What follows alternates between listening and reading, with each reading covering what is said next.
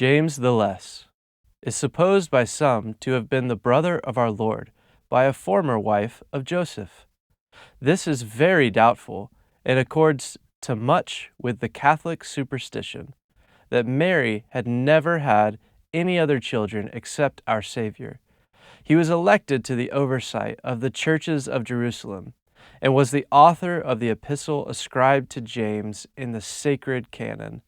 At the age of 94, he was beat and stoned by the Jews, and finally had his brains dashed out with a fuller's club.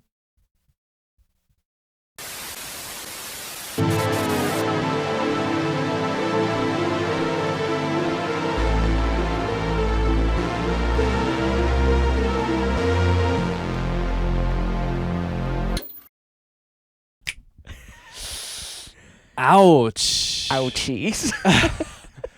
I mean, I don't know if a Power Ranger Band-Aid will fix that. Power Ranger Band-Aid. That took me a long time to process. I mean, it's bad enough to be called James the Less. Yeah, but then you have to have the worst death so far. Well, like reading that, it's like, well, how do you read that and not make it sound like a joke? Yeah. Because it's so insane. Because it starts off with he was 94 years old.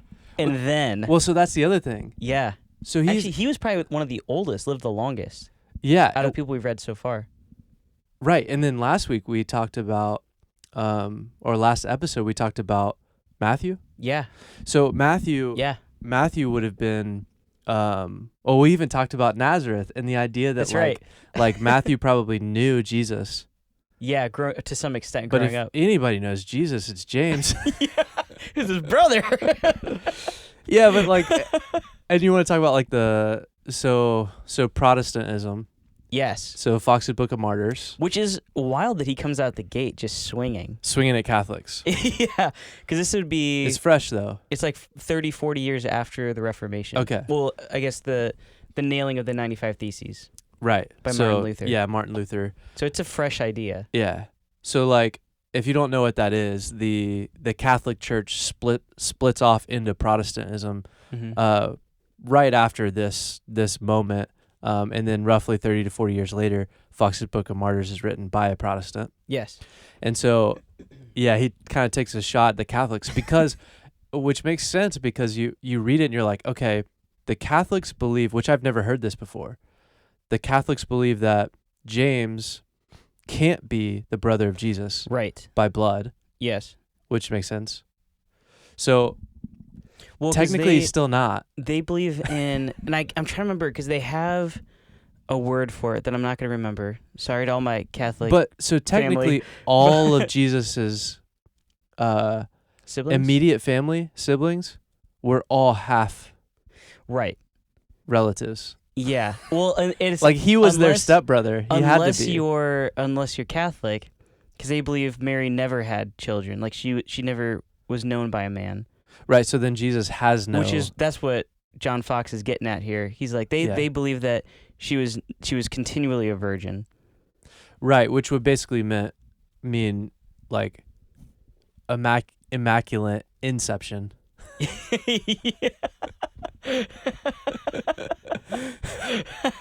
And then what, like alien abduction removed before birth?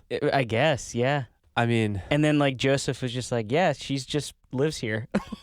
Yeah. And I'm just going to keep having kids, I guess. True.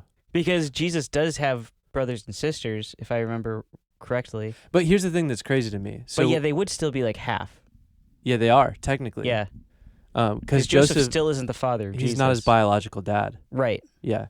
So, but, like, we all believe that. Yeah. So, yes. That's what this podcast is for. Is going back into the Bible and going, hey, stop just reading over stuff. Yeah. Like, just stop for a minute and think about what that means. And then get to the point where, like, modern day now, we stop being like, hey, don't be weird. Yeah. Like, a buddy of mine said that the other day that, like, somebody was like, oh, I'm just trying not to be a weird Christian. And there's a lot of context to that. Yeah, but that's a weird statement because the Bible's weird. So... We are, what's the word? There used to be a song that was crazy to hear because the wording of it was Definitely King Jesus James. freak? No, peculiar. A Oh, peculiar people. Yeah. So, like, I think King James uses that we are a Yeah. peculiar people. So we're odd Yes. when it comes to worldly things. Yeah. So by definition, Christians are weird. Absolutely. What's weird to me is a Christian who just goes, yeah, I believe in virgin birth, but like nothing weird happens now. Well, wait a minute. Hold on. And we'll definitely talk more about that too, because I think that it's hard to the story in particular I want to share later. Yeah. When we get to it, is you'd think I'm making it up. Sure. Honestly, so I was listening to it as at a homeowner's house while I was painting their cabinets Okay. today, and I'm listening to it on the audiobook, and she's a Christian as well. Okay. But I'm like, if she walks by, she's gonna think I'm listening to some weird. Oh, the owner of the house, not the reader of the audiobook. No, the owner of the house. Yeah. No. I was like, wow, you know a lot about the person reading the book. Big fans with the narrator. Big fans with the narrator. With friends. We're friends and fans. I'm a fan. Love his voice. Oh, him. Wait. Okay. Yeah. Anyway, So you're listening to him and she walked by. Yeah, and it's correct. We were on the phone. Okay. And, Okay. and I was like, she's gonna think I'm listening to some weird. Oh, you weren't on headphones? Mm-mm. Oh, I love that. Yeah, and I was like, You're that type of guy. I'm that guy. I'm the speakerphone guy. You're the like, oh, he actually just wants us all to hear this. Well, I try to be respectful. I So understand. it's like it's quiet enough that you got to be in the room with me. But also, like, headphones are not good for your ears. No, and they just bother me if I have them in too long. Yeah, it makes sense. But Because they're not supposed to be there. Yeah, my ear rejects them. Yeah, we're biologically designed not to have that. Yeah. And I feel it every time I have my in-ears in. Yeah. My ears are just trying to reject them constantly. That makes sense. But yeah, I was like, I felt, it was funny because I was like, we're both Christians. She's a Christian. Okay. But I felt like if she walked by and heard me listening to the story, Yeah. she'd be like, what on earth are you She'd be listening like, to? heretic. I'm like, it's actually the Bible. It's just the Old Testament. I mean, that's a meme. Yeah. I promise it's the Bible. It's just the Old Testament. She's I like, know you probably haven't read it in a long so time. borderline heresy. Listen, I'm not Jewish, okay? Right? I mean, that's, yeah.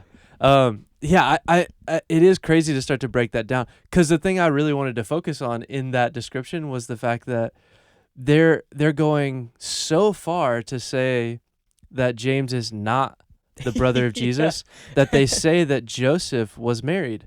Yeah, before. That's insane. But they're saying like it was from a previous marriage. Before So Mary? Yeah, so they're saying if I that's what it just said, isn't it? Yes. Yeah, so it's like so Joseph is like, I don't know about Mary. You know, I think she cheated on me. No. I mean, no, in the story of like you read the Gospels. No, it would have had to be before that. Yeah, but so what I'm saying is, here's Joseph in the story. A big deal is like an angel comes and tells him like, no, like she's good. Yeah. In the story. But he's like, yeah, I've also got like 12 kids. No, I know. From a previous marriage. Oh yeah. Oh, so and she he's got a problem with her. Joseph's like, okay, especially- listen. I get it. I understand Yeah. you're pregnant, and it's not mine, and maybe it's the Lord's. But I've got these 12 kids, Yeah. and I need you to take care of them. And they need a mom. And we're gonna tell everybody they're your mom. Well, especially because divorce is such a big deal Right. in the Jewish That's what I'm religion. saying. Like, especially at that time, it was. But This is a massive deal, and for them to just brush over that, like, yeah, but she's definitely still a virgin. But like, here's the thing. This has nothing to do with Catholics now, but it Yeah. would be like Catholics then to be like, that's also kind of a slant on Judaism. Yeah. It's a little bit like, Joseph was like breaking the law. Yeah. But you know what's funny? Because we say Mary the Virgin, the Virgin Mary, and it's not like a big deal, but we don't say the Virgin Joseph. Why would we? Well, and maybe that comes from the Catholic practice there. Let's not unpack that. No, maybe we should edit that one out. Anyway, we need a theme song, right? Oh, we need a theme song. Wait, but are we done with James? I'm so confused by James. James the Less. Hey, look, James, we honor you this week. We do. But also 94 years old, props, because that's the... And people say a lot, like, in ancient times, which that's not that ancient, but a lot longer ago, people lived less. Not true. Right. And I think a lot Because of even James the Less lived long. he lived a long time. But the thing is... I think he lived longer than James the Great.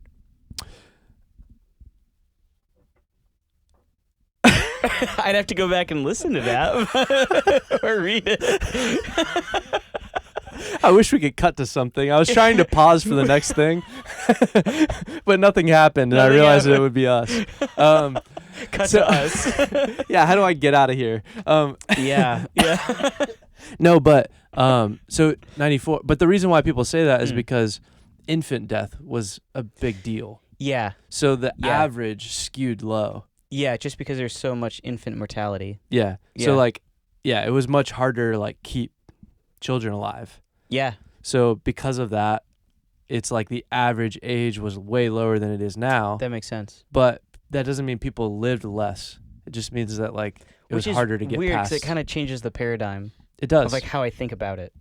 Yeah, exactly. You go James. Okay, so that means that James would have been, who knows how old he was, but lives 60 years past the ministry of Jesus. Yeah. Or 40 years past the ministry of Jesus. Which, we don't really know. In a way, it'd be like talking to your grandpa. Well, but like, here's... I remember that Jesus guy. Yeah, but the thing is too is like we talked about this a little bit with Matthew. But if Jesus lives to 33, in flesh, before he resurrects and continues living, actually never stopped. Always living. The always living pre-death. But the thing is with that is like he had a 3-year window. Yeah. And James would have been a disciple.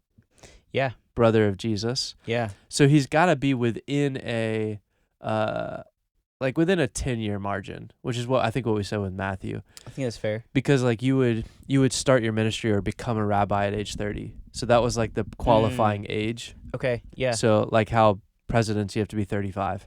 So like to become a rabbi, you had to be 30.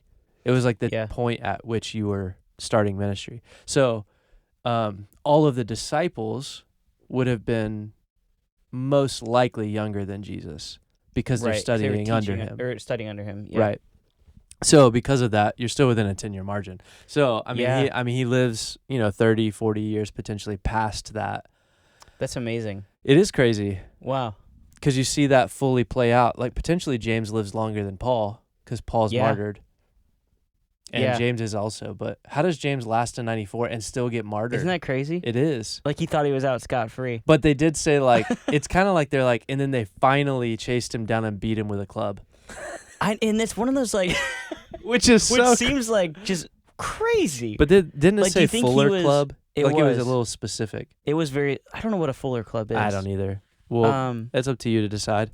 Yeah. Look up Fuller Club and don't look up the images. And then text us a picture in the Text us a picture in the comments. Post a picture in the comments.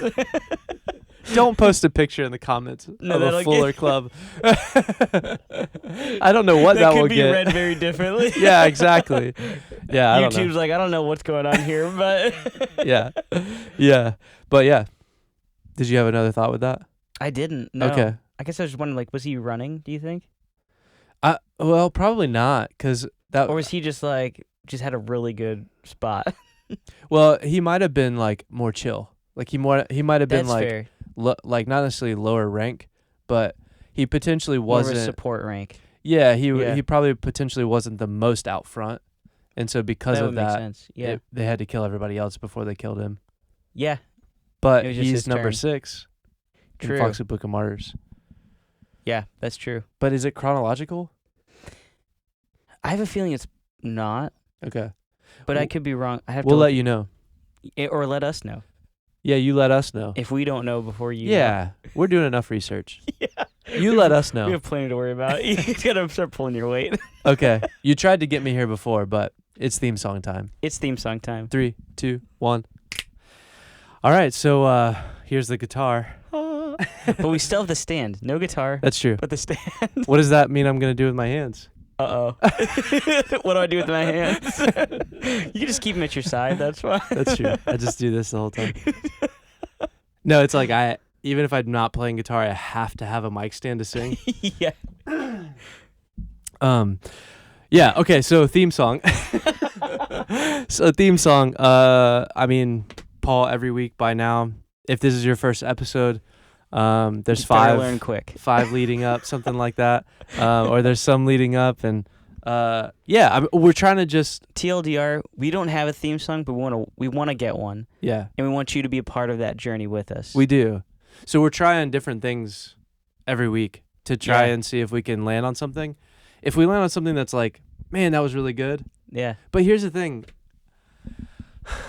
Like, every great songwriter doesn't write one song. How can you write just one? Unless you write the perfect song. Which they did one time.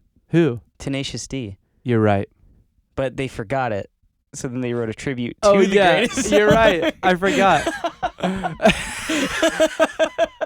How can I forget that? Pretty easily, actually. But, man, shout out Jack Black. Are we allowed to do that anymore? I don't know.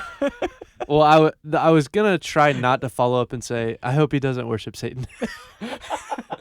Well, he wrote him a song. So. And that's true. Shout out Jack Black. Jesus loves you. Amen. Amen. He does. He does. All right, yeah. So theme song. We're just gonna try and find something. I had kind of an idea, and maybe we can just go this route. And okay. Do we need to make like fire sounds, like a crackling fire? Yeah, please do that. I don't know if I can do it. Okay, I was like, that was not what I was expecting you to say. I don't know how to contribute here right now. I was like crackling fire. I love it. I don't know how to do your crackling This fire. is our ASMR I need a song. lot of verb on that. This is our ASMR song. Hey guys, welcome. We're just gonna we're like not even gonna be able to hear Paul. He's not doing ASMR, he's just not talking. Okay, pretend that I'm actually doing the sound, but we'll play a sample.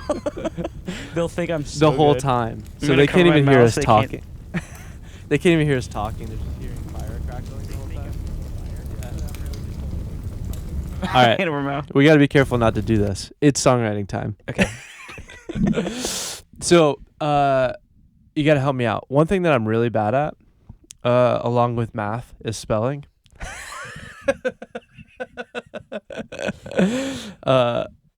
Yeah, Hooked on Phonics did work for me. Just barely. Enough. Enough for me. Not enough of you, but enough for me. Enough, Paul. Enough. We're finished. I'm tired of telling you the Hooked on Phonics did not work for me. No, but okay. So martyrs is not a word you spell all the time. Correct. Okay, good. Because I'm making a statement, but I was hoping you didn't. I don't spell it on my daily. Okay. Well, now actually, I think I might. Yeah, good point. Hopefully, you guys spell it all the time now. You should know that word. You're just constantly like in your journal during school. When you're 35 years old, just like you're making it.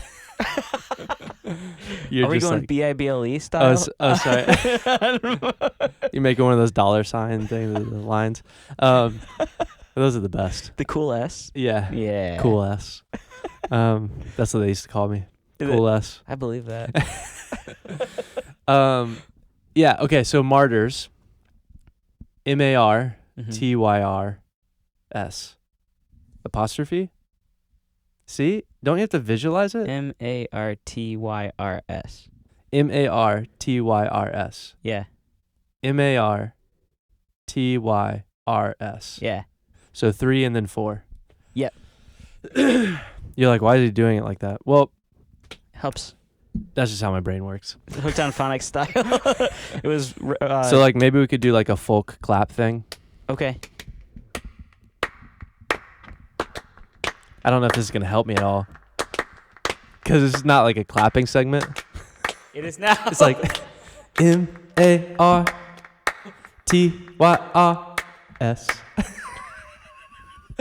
Is this a good idea? Not a good idea. I think let's rock with Okay. it. But like, what if we just talk about a man getting his brains bashed out. We need anything we can to try to lighten it.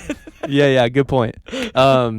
This is Yeah. for you, So James. maybe we go to like a pop feel. Like what would be like if we could do it, but with spelling the letters. Spelling the letters. Spelling the word. Martyrs. Sing it louder. That was no good. It's okay. They're not actually here yet. Thanks, guys. So I'm still nervous for you. let's see. We could do like MARTYER. Nope. I'm gonna add letters. Yeah, do it. MAR like MAR Give me an M. TYE Give me an M. TYRS MAR TYRS. I don't know. That's like a chant. Yeah, it's kind of fun though. MAR TYRS MAR TYRS. Nah, I don't like it. There's got to be something here though with like the spelling. So I'm like, trying to think, what's like we need like a fun rhythm. or a melody. Yeah, maybe. Like MARTYR TYRS MARTYRS MAR. Now it's like a jingle. TYRS. Sounds like I a like this though. commercial. It's kind of Yeah, fun. it feels like an old drugstore. MAR TYRS MAR TYRS Who are you gonna call? MAR. Oh, okay. Now I understand. Okay. See, I was going a different route. Yeah. But maybe we try it because that feels like we need two other people make a quartet. Yeah, that would be fun actually. Is a quartet four? MARTYRS If you're having side effects, M-A-R- brains being bashed out. TYRS MARTYRS Becoming a martyr was great. It was great for me. TYRS It was great for the whole family. TAR. I'm just changing the letter. ARS. Side effects becoming a martyr may include persecution, mockery, beaten and stoned, and potentially death. This becomes our theme song. It's just a warning. It's a warning label. 2, 3, 4. MAR. It's gotta start with like, TYRS. my life was boring and had no purpose or any future. TYRS. And then I became a martyr. Wait. Okay, so let's do The this. whole thing that just like peels back. All right, let's do this.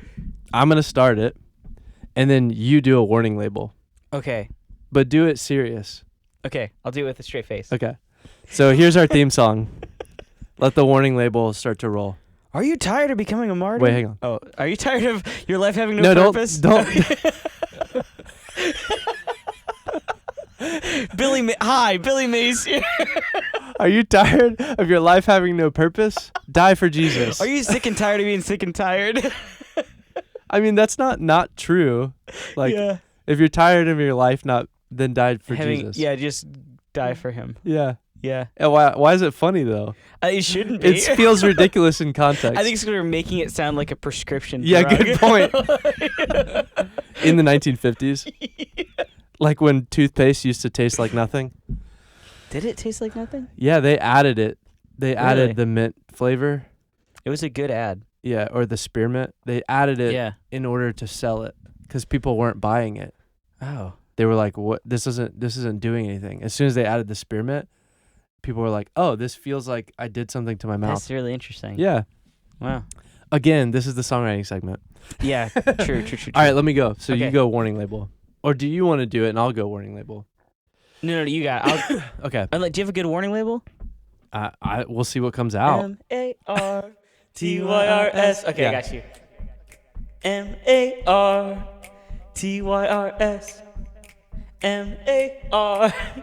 MARTYRS.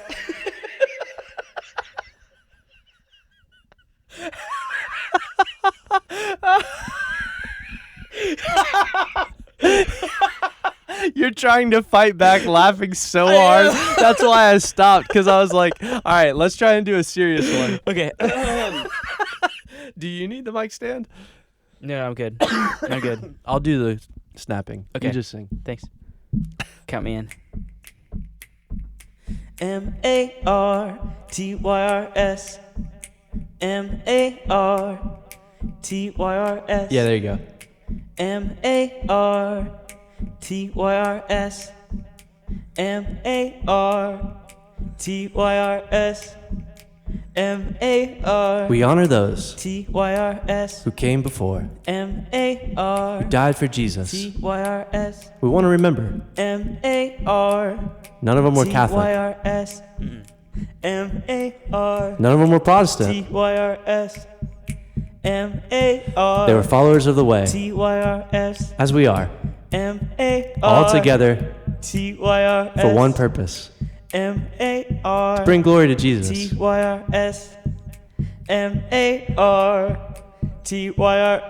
Welcome to Martyr's Row, the podcast.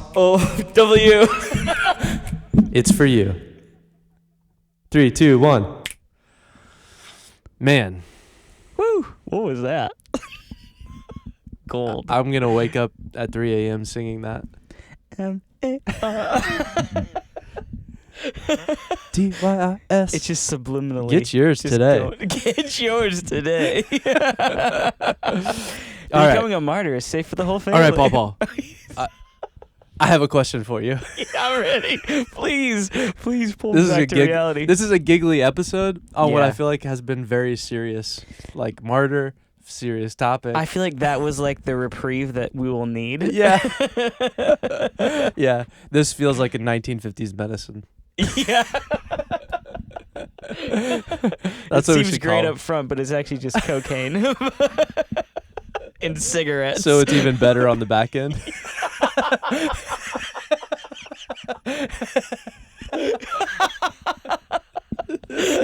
Oh man. Hey, what's your question? All right. Serious. Okay, Paul. Here's my question. Yeah. All right. My question is, why is it that the God of the Old Testament, or that God in the Old Testament, seems cruel, but God in the New Testament seems much more loving? Like it feels, why does it feel dualistic? Yeah, that's a big question. It is. Yeah. It's a big question. But I feel like there's so many things that underline it, and there's a lot of ways we can approach it. Yes. So can I take the high level of it first? Sure. And then we'll kind of get down into the weeds of it. If you know Paul, he always takes the high road. Sure do. But let me start with this, because Okay. this is like we're a few years removed from this, but This is really where it gets wild. yeah, this question. Just because I feel like whenever you follow it up with something else, it's like, oh, that's an even crazier question. Well, I'm gonna use a pop culture example. Oh, okay. A church pop culture example, not popular culture technically. No one in pop culture actually knows about this, but we're a few years removed from this. But there was a big surge, really, out of what church planting and church organizational conversations or community would call the seeker-friendly movement. Oh, yeah. Which was basically, the idea was first get people in the door, tell them that they belong, Yeah.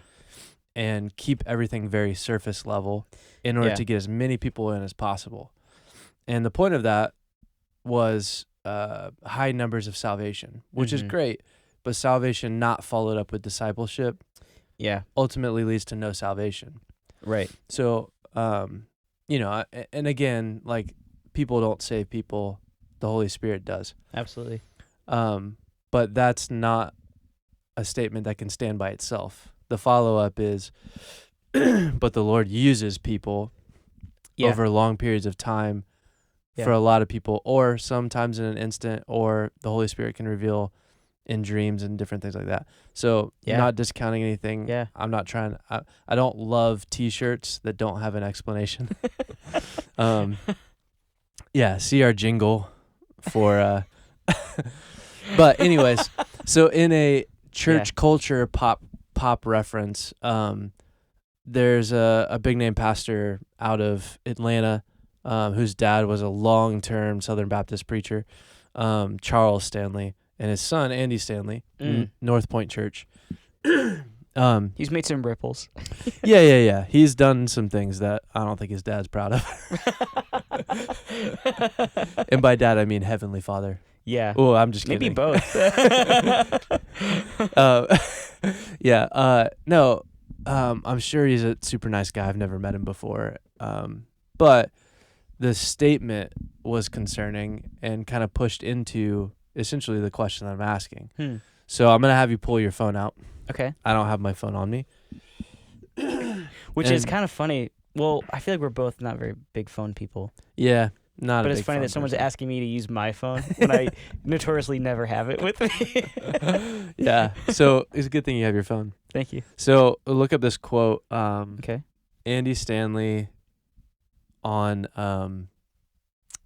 what was it? How would we say that? So Andy Stanley's statement on the Old Testament.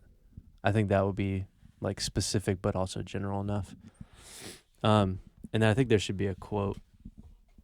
Like okay. there should be something. Here, I'll let you read. Okay. I'll let you read. Yeah, because these articles normally build off of something. Yeah. So I won't read an article, but this is a statement that he made. It says that he says, so must be true. Must be Andy. So he said, and again, this is not a knock at Andy Stanley. It's also not like, it's the idea that like there are big leaders in the church that are saying things like this. And so this is kind of where the question comes from today. But Andy Stanley said, Jesus' new covenant, his covenant with the nations, his covenant with you, his covenant with us can stand on its own. Okay, so there's no comma there. I want to read this without a comma. It can stand on its own two nail-scarred resurrection feet. That feels like a knock it. Anyways, it does not need propping up by the Jewish scriptures. The Bible did not create Christianity. The resurrection of Jesus created and launched Christianity. Your whole house of Old Testament cards can come tumbling down. The question is, did Jesus rise from the dead? And the eyewitnesses said he did. So we could spend the whole podcast unpacking these two paragraphs. It's funny. A friend, he's like, he doesn't need the Jewish scriptures, but it's like, you realize the Gospels are written by a bunch of Jewish guys, right? Yeah, and fulfilled by a Jewish man. Yeah, so it's like, so you don't need anything? Even the eyewitness accounts? Yeah, it's almost like, I mean, we mentioned Martin Luther before, earlier, but it's almost like this is like, this feels like the wrong version of what Martin Luther was doing. Yeah. Which is basically he's saying, hey, let's just separate ourselves from the Old Testament. Like, forget about Judaism altogether. That's so strange. Christianity is its own thing. It doesn't need Judaism. Yeah. It started and was launched by Jesus and the resurrection. I think this is the weird thing about that statement too. As much as I disagree with him, and Here's your we phone. should. Oh, thanks. Untether ourselves. Is that how he says it? Yeah. From the Old Testament. As much as I disagree with that, on the other hand, and actually, this quote actually lines up perfectly with what I was going to get into as well. Okay. Believe it or not, it's actually That's great. like almost completely perfect. But it's like, okay, so we should keep ourselves tethered to the Old Testament. Yes. It's important. It's there for a reason. But it's like, yeah, the gospel can stand on its own. Right. It's like we don't need anything but that. Yeah. But it sure does help to have a lot more. Yeah, and to be one fair, is like to understand like why do we have this? right. Which even asking that question is kind of funny. Actually, so yeah. But so again, it's like these hot button phrases that need a whole description. Yeah. Because even when you say the gospel can stand on its own, the gospel is Genesis to Revelation. Yeah. It's not Matthew to Revelation. Right. It's not even Matthew to John. No, the good news starts in Genesis. Yeah. Which we talked about in the last episode. Did we? When we talked about names. Oh, yes. Yeah. Yeah, from the beginning you're speaking to the ending. Yeah. And the thing is like it's all one thing. The gospel is not the New Testament. It's not the Old Testament versus the good news. The whole thing is good news. Right. So that's one of the things that's like a misconception. Yeah. So the gospel itself, now the synoptic gospels, if that's what he's referring to, Matthew, Mark, Luke, and John, that's different. Yes. But you can't just keep watering down your phrases and allow people to think that two different things mean the same thing. Yeah. And they don't. Yeah. Synoptic gospels are 4 books of the Bible. There's 66 canonical. Mm-hmm. So the good news, the gospel, is Genesis to Revelation. Absolutely. It's the whole thing. Yeah, absolutely. In fact, it doesn't make sense without it. Right. There's no need for it. Right. Now, do we need it at all for the creator of the universe to do what he wants to do? Mm-mm. We don't. No. We actually don't. He doesn't need to tell us anything. Right. That's why it's like I've been thinking more and more about the like who am I that you're mindful of me? Yeah. Yeah. And I think it's statements like that where you're like, dude, I don't even know if all of creation was created for this Goldilocks zone of the earth. And everything that we know about the supernatural realm is just so that it's all focused on humanity on earth. That's a whole other episode. Well, so it's funny. I'll start here. I wasn't planning on getting here yet, but we'll start back where you wanted to. Okay. With the initial question, and then I'll go through here. Okay. Yeah, start on the high road. Yeah. Okay, fair enough. That's good. So, we find ourselves in 1 Kings chapter 13. Okay. So turn in your Bibles, 1 Kings. Go on there. We're going to Bible study. But so right before this, this is after Solomon, and this is going into his son Rehoboam, who is now in charge of the kingdom. Sorry. But it's split, right? So you're saying Not yet. We're getting there. Okay. You were correct. So Rehoboam, he takes over. And so Solomon, he did a lot of great things, a lot of wisdom, but then he started to decline in his later years. Yeah. And one of the things he did was increase the burden on the people, the workload that they were doing. He worked them almost to death, worked them really hard, and imposed a lot of high taxes on them. And so Rehoboam takes over. Is taking over. And his work was building the temple. Yes. And he's like, we're maxing everybody out. Yeah, so the first temple that Israel builds is built by Solomon. Yeah. And he has everybody build it. And the temple that Solomon like oversees the building of is comparable to the pyramids. Yeah, it's huge. No one ever really says that. Yeah. But I've actually stood right above like, and we talked about a little bit about this on just like being in Israel, my time in Israel, but I stood and was able to actually see a block from Solomon's temple. Wow. And it's like, it's like the size of your car. I believe it, yeah. And to be fair, Paul has a small car. It's a small car. But it's a car. And it's the Temple of Solomon was arguably a monolithic structure. Yeah. You look at inside, it talks about the cherubim that were there. Yeah. Touching from Weren't they like 9 feet to tall? Wingspan next to each other. Yeah. Where one wing would touch the wall and the other wing would touch the tip of the other wing that would go to the wall. What did they look like? They seem to understand. I'm so terrified. It's baffling, right? It is, because I'm terrified at like, so if you Google like cherubim. Yeah. There's a wide range of doing things. That? The AI stuff is No. really, really Well, that weird. is wild too. Yeah. But no, people on their Christmas tree toppers, There's like putting a biblically accurate angel as the top.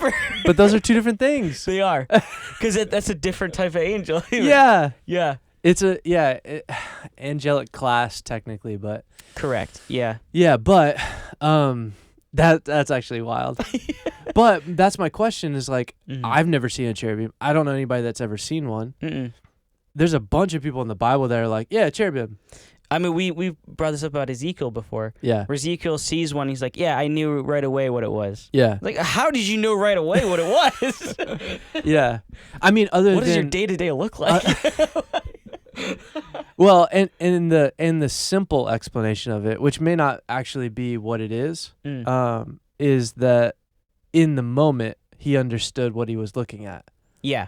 Which makes sense. It does. But also pre-Ezekiel, there are cherubim on the mercy seat. Right. And so, like, I don't know if Ezekiel ever saw the mercy seat. I don't have a reason to believe he did or didn't. Right. But anyways. Yeah. Yeah. So anyways, Solomon's temple. Anyway. He made the people not like him. Just a cherubim, like when you look up the pictures, it terrifies me. Yeah. When you look up the pictures, there's not one that's like, this is what it would have looked like. Yeah. Yeah. So I don't know what it would have looked like, but it doesn't look like me with wings. No. But that's what we think angels look like. Yeah, because through artist depictions and tradition, that's what we think. But over time, it's gotten safer to look at. Yeah. That's the easiest way. When it's like, it's not safe. It's actually... Exactly. Yeah. So I feel like the further if you back with you wings go, and you'd be like, "Do not fear," it's like, "Don't worry, I wasn't scared." I know. What are you doing, dude? Yeah. Where'd you get those wings? It's kind of funny, actually. Yeah. Yeah. So like so you look at that and it's like a towering being. Yeah. That doesn't look like me. Yeah. I mean, honestly, at least from Solomon's temple, they're like 12 feet tall. Yeah. Was it 12? I think it's like 9 to 12. 9 to 12 like feet tall. Yeah. With a wingspan to match. Yeah. Yeah, that's so that's the thing is like Solomon builds this temple. Yeah. And he has more than 2 inside of it. Yes. Yeah. And he works everybody to be able to do it in his lifetime. Yes. So building a temple like that in his lifetime. It's amazing. It's crazy. But that's one of the things we don't think about, but that's what First Kings brings out is the taxes, because he's got to get the material for this. It's like the kingdom then works a similar way that we see our governments work today. Yeah, yeah. If they want to do something, they need taxes to get the material to do it. Yeah, it's got to be and done. they need people to work to do it. Exactly. And so how does he do it? Well, he gets the people to do the labor, and he also taxes them to get the material for them to build what they're building. Right. And so the people are getting a little disgruntled. Sure. And Solomon's gone. Rehoboam is now taking over. And he has some of his advisors, some of the older people there. Yeah. They tell him, like, hey, listen, people are a little upset with everything going on. So lower the taxes, lower the workload, and they will be devoted to you for life. Right. You don't have to worry about a thing. Yeah, bring some peace. And he goes, some rest. okay, let me think about it. I'm going to go, give me a few days. Let me go talk to my other guys. So he goes and talks to his younger advisors. That's what I was going to say. Yeah, so he talks to his younger advisors, and it's so funny. One of the first things they say is, okay, tell him this. Tell him, your pinky finger's bigger than my father's thighs. That's crazy. And so, like, immediately they're like, make fun of Solomon. Yeah. Immediately just make fun of him. Yeah. And then tell them, my father, what did he say? I could just pull it up. But basically he's just like, he ran you with whips, I'll run you with scorpions. Yeah.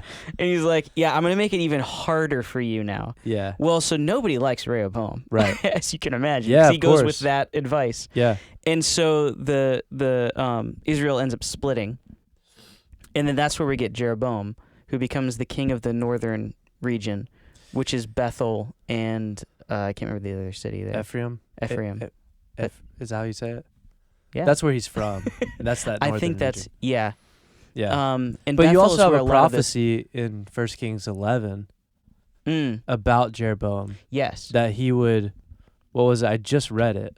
That the prophet to Solomon had a new garment on. This is what it is. Mm, And he takes the garment off and rips it into 12 pieces. Yes. And then the 12 pieces represent the 12 tribes that make the Yes. United Kingdom, not Great Britain, but the United Kingdom of Israel. And he gives him 10. Yes. And he says, Yeah. you're going to rule these 10. Yeah. And then because of that, Solomon pushes Jeroboam out. Mm-hmm. Yeah. And that happens before Rehoboam takes over. Yeah. And then Rehoboam takes over and is like, whoa, look who we are. Well, so Yeah. that's really significant too. And I'm glad you brought that up because Jeroboam is in this he's been given a great opportunity Right. by God himself. He says, Yeah. like, I want you to really think about, like, really take leadership of this. This is on you. And Bethel in particular is a very significant place Yeah. to Israel. That's where if I remember correctly, that's even where Jacob built his altar. So like this was like the birthplace of Israel in a lot of ways. Sure. Of what they know today, it's like this happened there. Yeah. So it's a very significant area. Yeah. It's where he wrestles with the Lord. Yes. Yeah. Yes. The angel of the Lord. The angel of the Lord. Yeah. That's another episode. And so we're not, it is. So we're back in 13 now. That's where 1 Kings 13. Yeah. And so it starts off with Jeroboam is like, all right, so I'm afraid that if people keep going back to Jerusalem to worship God, they're not going to be faithful to me. Right. They're going to change their mind and go back. Yeah. Because the kingdoms are split. So what he decides to do is, I'm going to build 2 golden calves, put one in Bethel and one in Ephraim, and they can worship there. And what does he tell them? He says, these are the gods that brought you out of Egypt. Wow. So right away, it's like the imagery is insane. Yeah. Where God's like, hey, I want you to rule this and steward it well. Like, I'm giving this to you. Yeah. And he goes, awesome. So remember that golden calf in Exodus? Here's 2. Here they are again. And in greater numbers. Yeah. Yeah. Which is what Rehoboam does. Yeah. Essentially. So, Well, it's what Solomon starts as well. yeah, that's a Because we even see that inside the temple, where he starts to defile the actual temple itself yeah. by starting to add these other gods into it. Yeah. And it starts to create this domino effect. But Jeroboam, who was given like, hey, do it right. Yeah. God says, I want you to do it right because I believe you can do this. Yeah. He says, yeah, but. And so he does that. So what happens is God then sends in a prophet. And so the prophet goes, and this is the part I was listening to this is what I was saying on audiobook. How do you say his name? Like Ahijah? Is it the think same so. one? I think that's another prophet. That's Okay, one yeah. that comes later. Okay. I don't think they named this prophet in this chapter. Ooh, I like that. I know, right? The unnamed prophet. And he doesn't The last very unnamed long, one. so spoiler alert. That's probably why they didn't name him. Yeah, it wasn't worth the ink. This one guy comes in and then goes away. Yeah. Yeah, well, so he comes in, and it says a man of God comes in, and he sees what's happening, and he then immediately just curses the altar. Nice. It says, like, hey, the prophets, because the other thing that Jeroboam did was he stopped choosing priests from Levi and starts choosing from everywhere. Right. And so he's like, these aren't even real prophets. Because the based on- Levites are in they're in the other part, right? Yes. With Judah. Yeah, so he wants them to separate because he's like, I want them to be faithful to me here. Yeah. And so... And this is actually later what the issue is with Samaria and Samaritans. Yeah. Like, this is the beginning of that pre-Babylonian exile. Yeah. And then there's intermarrying with Babylonian exile, plus all the stuff that Jeroboam had done. He did a lot, yeah. So there's altars there. So like that's where like Jesus and the woman at the well, Yeah. she talks about a high place that they worship at. That was established by Jeroboam. Yeah. So that's like I mean, it was a very significant role that he was placed in. Yeah. Um, But just briefly going like, see, look, like this is like all this stuff ties together. yes, absolutely. Like everything is speaking It's not to disconnected. one. No, it's not. yeah.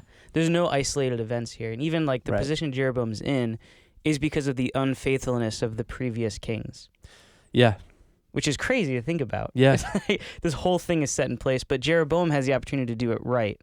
And this is where we see him. So the man of God says like, yeah, so these altars are all going to come down. Yeah. And the prophets, or the priests here and the prophets, are going to be burned at these same altars. And it's like, okay, Oof. whoa. Yeah. That's harsh judgment. So Jeroboam doesn't like what's happening. Yeah. So he points his hand toward this unnamed prophet and tells his guards to seize him. But before he can do that, his hand withers. That's crazy. So he can't pull it back to himself. And then he freaks out, as anyone would. And he goes to the prophet, he's like, can you please like ask God to heal my hand? Like, please. Yeah. And so he does, and God heals his hand. I mean, and you'd think that would be enough, right? yeah, I mean, that's display of like love of God. Well, also, And also, it shows a few things. And one of them, yes, love of God, but also I think one of the big things that stands out to me is here's a man who's trying to speak against God's representative. right. And God says, no, Yeah. you can't do that. Yeah. Like, you actually have no power. Yeah. And then when the person asks essentially for forgiveness, it's Yeah. granted to him It is. by the mercy of God.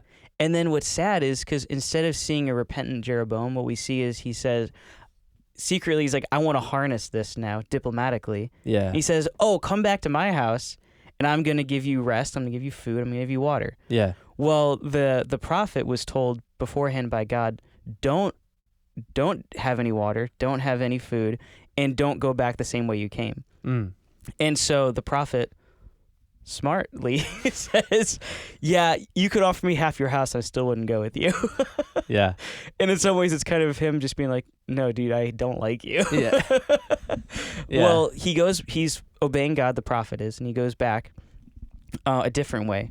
Well, this old prophet within Bethel hears about this, and he goes out to find this unnamed prophet. He finds him, and he says, hey, come back to my house, and I'm going to give you some food, I'm going to give you some water.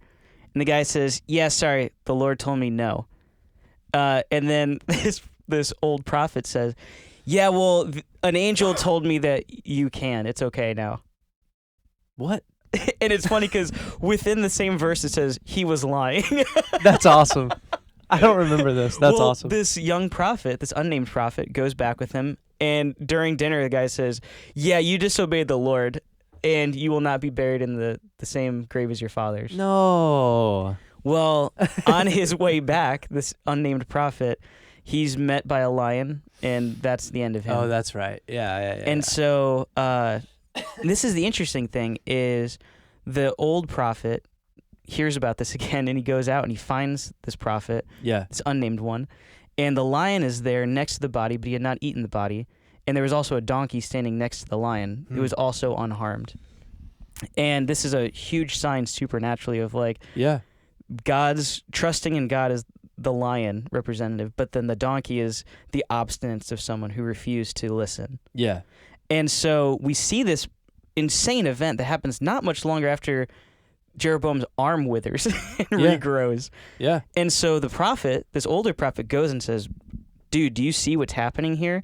Like, what God says is going to happen. You need to fix yourself. Yeah. And Jeroboam goes, no. Like, I'm going to continue doing what he continues to do what he does. Yeah. And then we see the rest play out. But what's interesting about this is we see this untethering again, not from the Old Testament because that's being written currently at that time. Sure, yeah. It's happening. It's playing out. Yeah. But we see in the same way, and this is what reminded me of when you brought up the Andy Stanley part. It's like, no, what we're seeing is this establishment where someone who's given a lot of authority and a lot of opportunity is then abusing that by saying, no, let's turn away from what God has told us. Right. Oh, yeah. And it's like, no, why are we turning away? Yeah. And we see even with the prophet that meant well, the unnamed one. Yeah. And then he was deceived. He was led astray. But it's like he knew what the truth was. Yes. He heard what God told him. And he still said, oh, well, he said it's okay. Yeah. In the same way we see Rehoboam's advisors. No, he heard what he should do. Yeah. And he said, no, I like making fun of my dad more. Yeah. No, I don't like making fun of my dad. My dad sucks. But it's like it's an age-old pattern that we see. Right. And so this actually, I love this. This came from a old Hebrew scholar. I can't remember his name off the top of my head right now. But this is what he He said, who and shall not be named. the other unnamed scholar. But I absolutely love the way he said this. Is our mindset in a place like this would be to ask why. Sure. Why did this happen? And I love he said that's a very Greek way of thinking. Yeah. But he says, but it's usually and often the wrong question. Because how does God usually speak to us? How does he usually tell us and show us these things? Well, he does it by that. He shows us. Yeah, showing it. Yeah. And so he establishes a pattern. And that's part of what makes the Old Testament so significant is this pattern that God continually shows us. I think the closest that we get to God actually trying to explain the why behind something was in Job. And what he essentially said was, you are incapable of comprehending the why. Yeah. So let me show you my character. Let me show you who I am. In the Old Testament, we see repeatedly, they say that the Lord is gracious in his mercy, abounding in love, and slow to anger. Yeah. Well, that's exactly what we see. Yeah. God continually shows us this. Now, I think what stands out to us are a lot of these big moments of big judgment. Sure. And we look at the New Testament, we tend to focus on the other side of Jesus, of what he did, which is the fulfillment of these other things.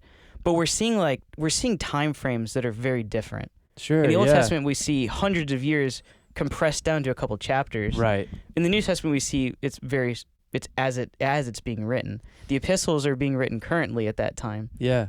But the other big thing is, if we want to talk about the wrath and judgment of God, well, what about Ananias and Sapphira? Right. Yeah. You know what I mean? Yeah. It's like, no, God is God. He is who he is. He always is. You can't say he's the same yesterday, today, and forever, but he's different in the Old Testament. Yeah. and I think that one of the things you just said is really profound and something that like we need to lean into more, which is the idea that like when we ask why, we shouldn't ask why. It is a philosopher's question. Yes. But it's an arrogant question. And it's a question that when we ask why, I mean, I like if you're leading something, it's good to know the why behind the instruction you're giving. But the leader knows that. Yeah. Yeah. And if God's the leader, he doesn't need to tell you why. But more than that, you're not going to be able to understand it. Yeah. Like that's the thing is like the Lord is far beyond our understanding. Mm-hmm. And so there's an element to it where our questions should be, if we're going to ask why, we should say, why me? Like, why am I getting this honor of interaction with God, creator God of the universe? Yeah, absolutely. And then the posture of that being not like, well, let me define why God did something. Like even just that in a theological discussion, I think that is where things start to get really sticky.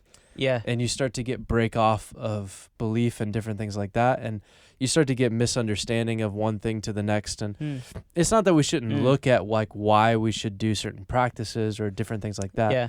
But why God does something is in some ways not for us to know. Yeah. It's for us to obey. Yeah. No, it's true. And then we see the pattern in that. Like that's I think one of humanity's greatest gifts is pattern recognition. Yeah. And that's how God interacts with us. Sure. He says, "Let me establish a pattern for you to see this and continue." I mean, that's what we do and how we talk. And even earlier, just talking through 1 Kings and making these connections, like we're establishing patterns. Yeah. And how does everything connect and combine? Because in that, we can start to understand a why behind something. Yeah, and the Bible's full of that. Yeah. Now, we've gotten into this a little bit before, but it's the breakdown of translations. Yeah. Where like if you could just hear it the way it was originally told, everything would light up connecting. Yeah. It would just be like, bam, this sounds like this word. This feels like this. This is literally the root word of this thing over here, and you have this juxtaposition of this thing happening with this thing, and that's all the way through the Bible. Yeah. And if you hear it in the original language, it's closer. It's like if you were to write a song in English and then hear it in Spanish. Exactly. It's not going to translate the same way. I'll even say it this way to what you're saying is, there are some things between ancient Hebrew today in English, Yeah. words translate almost perfectly. Like yom is one, which means a 24-hour cycle. When we say day, that's the translation. It means 24-hour cycle. Right. Now, the way there's this one rabbi, he says, he's like, but then there's a word like shalom. Yeah. You need like it's not a word, it's a concept. Yeah. It's the word for a concept. Yeah. Which doesn't exist in English. It doesn't exist in our practice, in our culture. It's like it's a cultural word with so much stigma to it and so much meaning behind it that we don't have. Yeah. So we need actually a few sentences to actually even say this one word. Yes. And so actually I heard this recently is when you compare the Hebrew Bible to the English Bible, the Hebrew Bible is like 2/3 less pages just because it's the word. Yeah. But we have to try to explain the word, which can take several sentences sometimes. Yeah, and the New Testament's originally written in Greek. Yeah. Not only originally written in Greek, it's written in Common Greek. Yes. So it's the closest to our thought process. It is. Yeah. So Common Greek, the way the New Testament was written, is very close to our post-Greek, post-Roman worldview. Yeah. Even going back to like the meme going around of like, how often do you think about Rome? Yeah. It's like, it's that idea. It's like, it's right. It's still right there, but that's because we're still a product of it. We are. Yeah. So like the New Testament is kind of written in our pre-language. Yeah. The Old Testament is way more time span that it's covering. It way more. Yeah, and it's cultural ideas and practices that are so separated from us. Yes. Yeah. And the language itself is in a different category.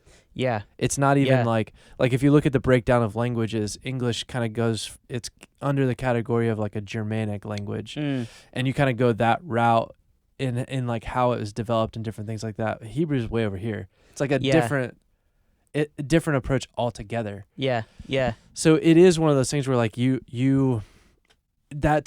makes sense that we can explain a little bit more and we have the philosophy and the conversations of breaking down this works this way because of this. And as soon as we don't understand something, but for some reason we feel like we have a good handle on a lot of it, then we go, well, we have to make that fit. Yeah. Because we can't throw it away. Right. But if all of this doesn't make sense, that's fine. We can throw all that away. But this part makes sense to me. But also, like, the New Testament, you can't, there's so much in it that just, you can't, if you throw out the Old Testament, then you also throw out links to other things. Absolutely. That define and create what's going on. Yeah. That is a larger worldview. I mean, just think about, like, how does something like Jude 1 make any sense if you throw out the Old Testament? Yeah. It doesn't make any sense. No, you might as well throw out Jude 1 as well. Yeah. And now you're Benjamin Franklin cutting the Bible apart. It's like, what are you doing? Well, it's even to the point where when we think about Genesis 15. Okay. And that's where God makes a covenant with Abraham. Yeah. And it's like, okay, so we hear the word covenant. Right. It's like, okay, what is a covenant? Well, it depends on who you ask and when you ask them. That's true. Today, it'd be like, oh, it's like a really strong promise. Yeah. It's like, it's actually a lot more than that. And especially in that time, to an ancient Hebrew at that time, it's like this was actually such a big deal. Yeah. Where to the point, we see a different practice with Abraham even in that chapter. Mm-hmm. But it's like it was like a blood oath. It was. So there was a cutting of the wrist and putting the blood together to say like, okay, now we're one. Yeah. Like this is a lifetime promise. This is a lifetime covenant. Yeah. It was so great. It then continued to spread into what we see with Abraham, where they would actually slaughter animals and cut them up. It's even called like the cutting of a covenant. The cutting of an oath. Yeah. Where it's like there's actually like death involved in this. There's blood involved because blood is life. Yeah. And so we see that, but what we see is interesting is with Abraham starts doing this, but then he falls asleep. He gets really tired. He's like, I'm going to go to sleep. And then God says, I'm going to make a covenant with you. And it's like, why is that significant? Well, it's significant, one, because of what a covenant means to them. Sure. But what does it mean for God to make a covenant versus me to make a covenant? Mm-hmm. It's like, well, one, I'm fallible and I'm probably going to mess it up. I'm not going to try to, hopefully. Yeah. But God, and this actually goes into Jewish practice, where when God makes a covenant, it's just a law at that point. Right. Because it will never be broken. Right. In the same way of like, if God makes a covenant with the earth, that's like, there will always be gravity. Yeah. Well, it's a law. It's just what it is. Yeah. And actually that's even how they tend to think about it and write about it when they talk about the laws of nature. Sure. It's the covenants of nature. Yeah. That God establishes laws, the way the earth works, and he says, this is how it's going to work. Yeah. And that's just it. Yeah. Yeah. And so, like, we miss so much of that if we throw out the Old Testament. We miss the character of God, the mercy of God. Going back to Jeroboam, Yeah. it's like, look at the grace that he showed him on so many occasions. Exactly. It says, like, please get this right. Please figure this out. Yeah. And then because he made a promise to the Israelites, that was the covenant that he made with them, that this would be their land. Yeah. That the descendants of Abraham would occupy this land. Yeah. And that's what we've seen. Yeah. Because God's covenant will never break. But there's an interesting thing because it talks about blood. So, okay. Yeah. You're about to make a transition. So Yeah, you went the high road. I did. Let's get not on the low road, but let's get into it because And that's kind of what I wanted to segue with this. yeah, which is perfect because I want to tie in something else. So that is along the same line. So you look at the blood covenant. Yeah. So there's a couple things happening here. Well, one, if you want to look into, well, Jesus says, like, how do you enter into covenant with Jesus? You have to die to yourself. Yeah. And the way that you represent that is not through a blood sacrifice that you give anymore, but it's followed up. But it's his blood sacrifice that's shed upon you. Yeah. So you're still covered in the blood of Jesus. Yeah. So it's still blood, but you actually don't have to shed your blood. Yeah. So it's that's not huge. blood and blood mixing. Yeah. It's your blood is being covered up by his blood. Yeah. Which means that the pureness of your blood doesn't matter. Yeah. Which is really interesting in the Old Testament. It is. So, yeah, but that's true. But when you look at that and you go, okay, it doesn't matter the content or how pure my blood is, because when we enter into covenant with Jesus, his blood covers us, but we die to ourselves. Yeah. We die to who we've been.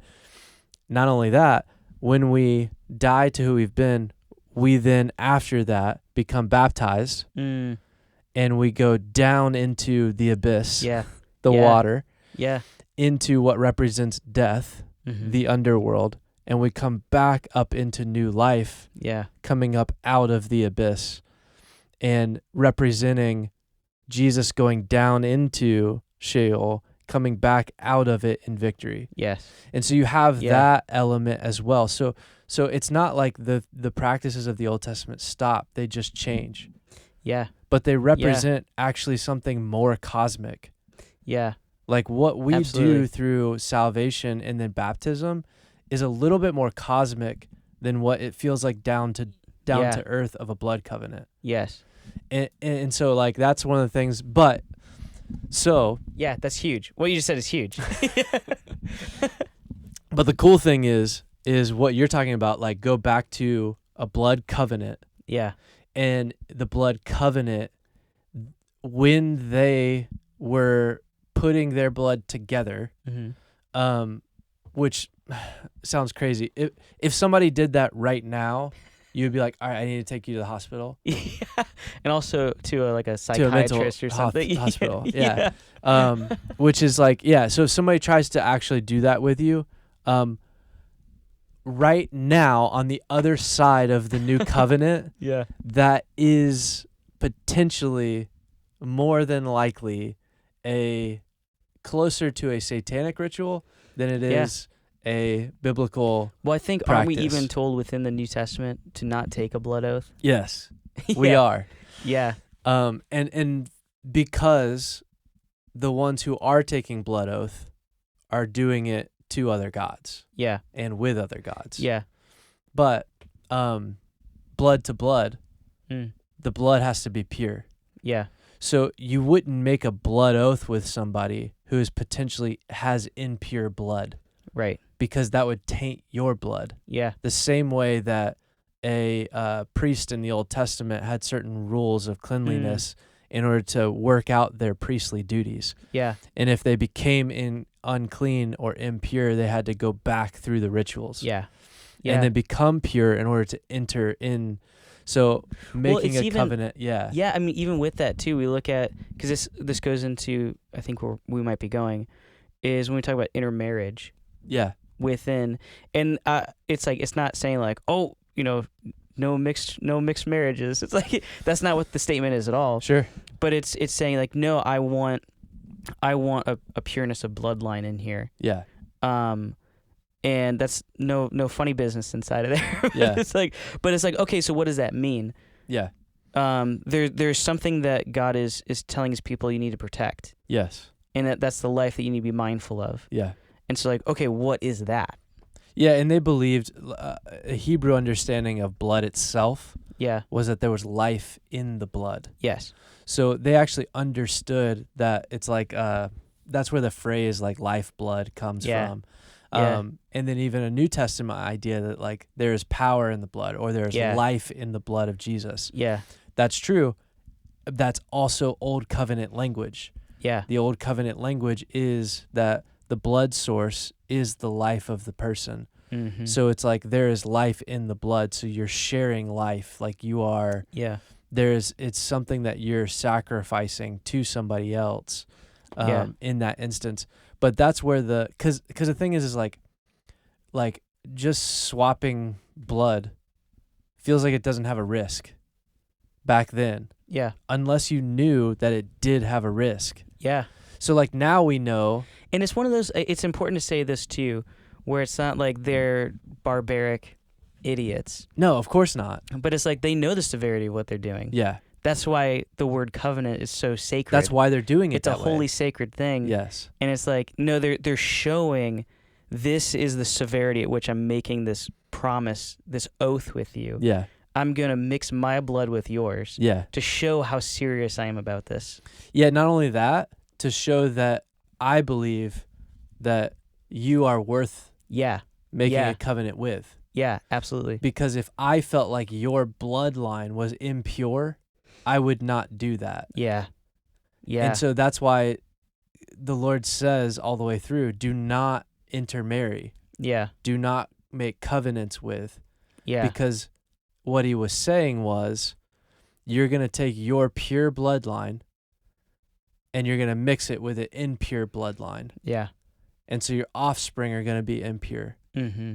Or your blood, your life will be tainted. Yeah. Which goes back to Solomon. It goes back to a bunch of people. Yeah. But so why does that matter? Yeah. And so I'll just say I was trying to slyly say it earlier, but I'll say it out right now. He's not talking about race. No, I'm not. Not even close. Not you or not the Bible. Correct. That's not at all what it means. No, I mean blood is red. Yeah. That's literally all we're talking about. That's it. Yeah, so it's all internal. Yeah. It's not external. And so with that, it's like, so when we say, when God says don't make a covenant, don't make a blood oath with those people, it's like he's not talking about their skin color. No. He's not talking about their culture. Yeah. So what is he talking about? Yeah, what is he talking about? Because he's not talking about where on the earth are they from. Each other just to I know. Yeah, we need to eventually. So to like go into all of this, going back to the original question is like, why does it seem like the God in the Old Testament, that God in the Old, and that's the other thing I don't like is when people say the God of the Old Testament, same God. Same God. When God in the Old Testament seems more cruel. Well, a lot of times, and this is where somebody said the other day that they were, that they had a coworker that they, had known for a long time who showed up in church. I was like, man, that's so cool. Yeah. Like So and one of the things that he just like pretty quickly mentioned was like, he just always had a hard time with, like all of the war in the Old Testament. And it's weird which is a big topic and it should be. Yeah. And the interesting thing to me is like, it's weird how quickly that comes to the front. Meaning Yeah. like that is a stumbling block to people. Yeah. So like looking at the Old Testament and going, why is the conquest era, why Yeah. is it that when Joshua takes the children of Israel into the land of Canaan and is told, don't leave one person, Yeah. eliminate them all, that is causing people like misunderstanding Yeah. what that meant, Yeah. is causing people not to have a relationship Yeah. with Jesus. It's causing them not to go to church. Yeah, at the very least. Yeah.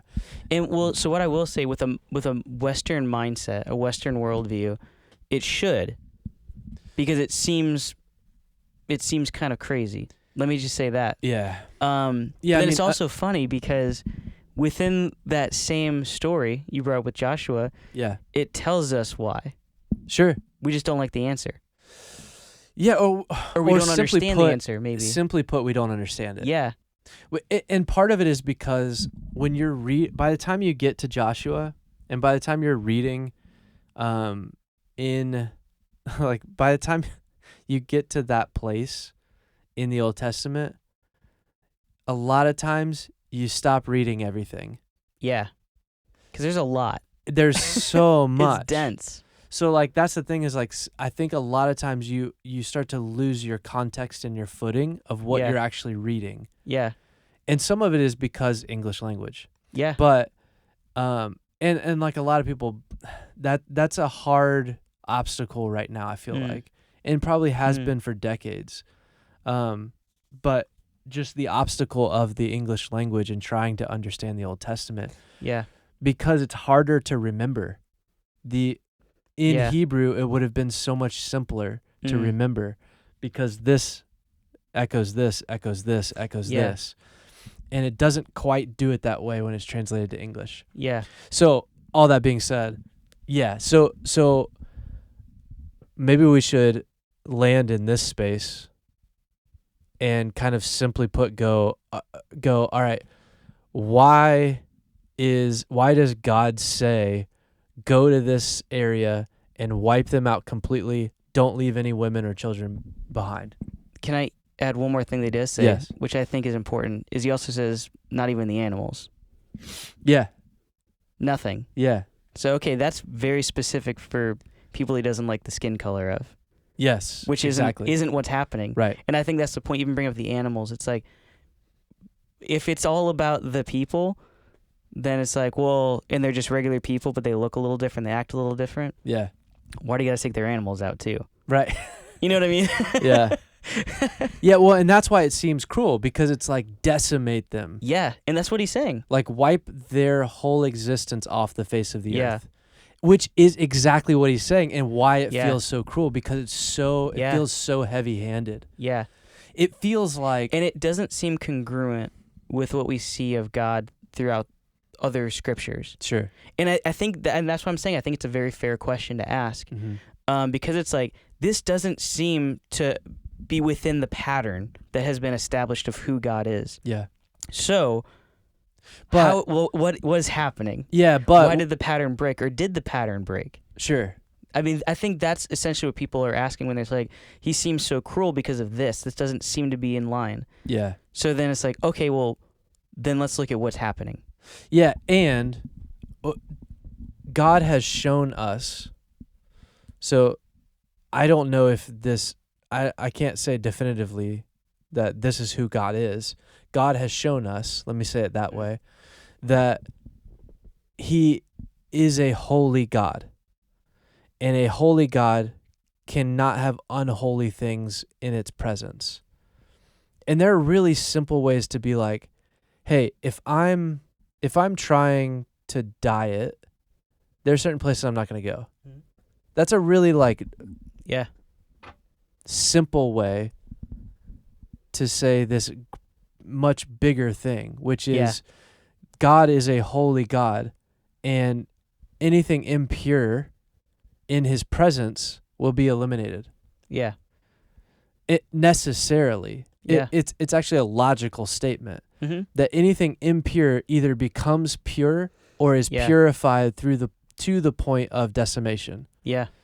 So it is fire Mm-hmm. that is either extinguishing, burning it out, or purifying it and leaving what is pure.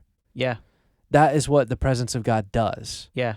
So Well, I mean, and that goes into the idea of sacrifice. yes. It was using in the Old Testament, pre-Christ's resurrection, it was let's slaughter a pure innocent animal, Mm-hmm. and its blood that is getting decimated, Right. that's getting destroyed by fire, it will cover my sin. So it goes away, but I remain. Yes.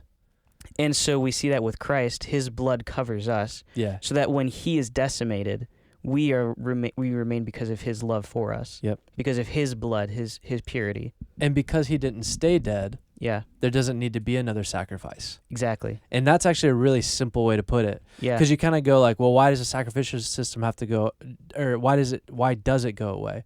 Well, those animals didn't come back to life. Yeah. They were dead. Yeah. But because Jesus came back to life, it meant that sacrifice was once and for all. Yeah. Because it meant that the sacrifice itself didn't need to it was purified. It was. So humanity Yeah. becomes purified through the fact that Jesus is resurrected. Yes. It's the Yeah. purification process of going like, hey, here's a lump of coal. Let me put it through the fire and only a pebble of gold comes out. Yeah. That's what's happening when Yeah. Jesus dies on the cross, and that physical frame is decimated on the cross, goes Yeah. into the grave, and then what is pure in that physical incarnation resurrects and comes back to life and never died. Yeah. So Yeah. so Jesus, Son of God, is still there Yeah. Yeah. and endures through and comes out the other side in resurrection. So in the Yeah. burning of the sacrifice, the purity outlasts it, Yeah.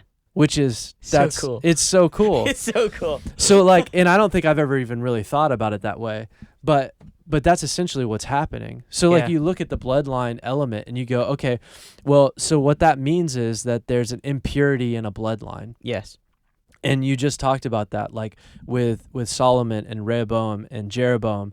There are these impurities in the bloodline that are being created through sacrificial practices to other gods. Yeah.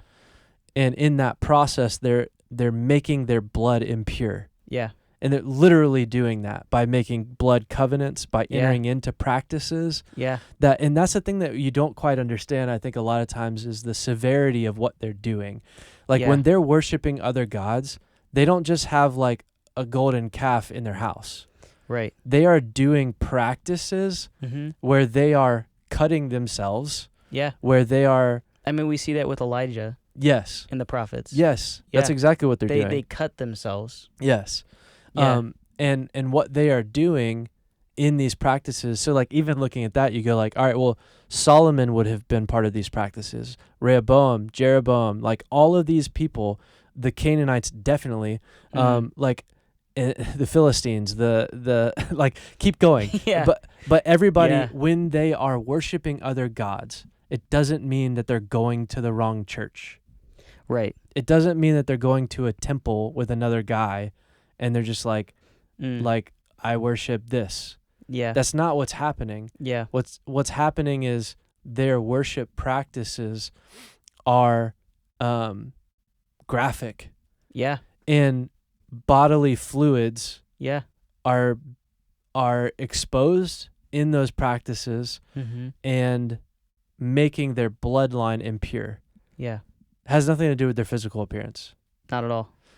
So, yeah, And I think that establishing that is really important. it is. And that is what's happening. Yeah. So when God says wipe them out, everything, decimate them, it's sacrificing what is impure. It means that, hey, look, Mm-hmm. Jerusalem, Israel, the land of Israel, where the land of Canaan, that's now your land. In order for me to dwell there, anything impure has to go away. Yeah. Because as soon as I come in, it's going away. Yeah. And so you go before Mm-hmm. and clean it out for me. Yeah. Make way. Let's prepare the way of the Lord. It is. That's That's what's what it is. happening. Yeah. So the Israelites are Yeah. going into the land of Canaan, good. and they're preparing the way for the Lord. Yeah. They're preparing his land for him to dwell in. But anything impure has to be removed. Not skin color, not type of person, not region of person. Impure blood Yeah. has to be removed. And so that's what's happening. And you kind of go like, all right, well, what makes their blood impure? Is that another episode? That's another episode, and that's the question. Of the next episode? Yeah. Or of, I think you're right. I think that's it. Yeah. What makes Canaanite blood impure? Yeah. 3, 2, 1.